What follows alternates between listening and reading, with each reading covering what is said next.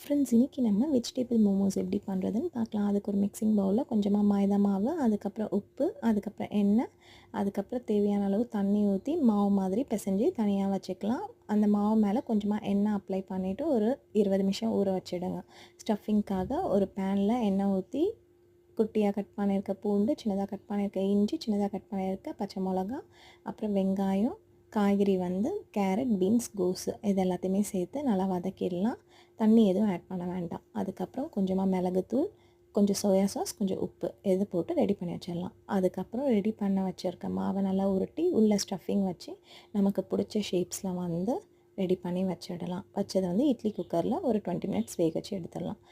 சட்னி செய்கிறதுக்கு கொஞ்சம் தண்ணி, பூண்டு பல், அதுக்கப்புறம் 2 காஞ்ச மிளகா, தக்காளி இதை போட்டு மிக்ஸி ஜாரில் அரைச்சி வச்சுட்டு, அதுக்கப்புறம் எண்ணெய், பூண்டு, அரைச்சி வச்ச விழுதையும் போட்டு லாஸ்ட்டாக எலுமிச்சை சாறு போட்டு எடுத்தால் சட்னி தயார்.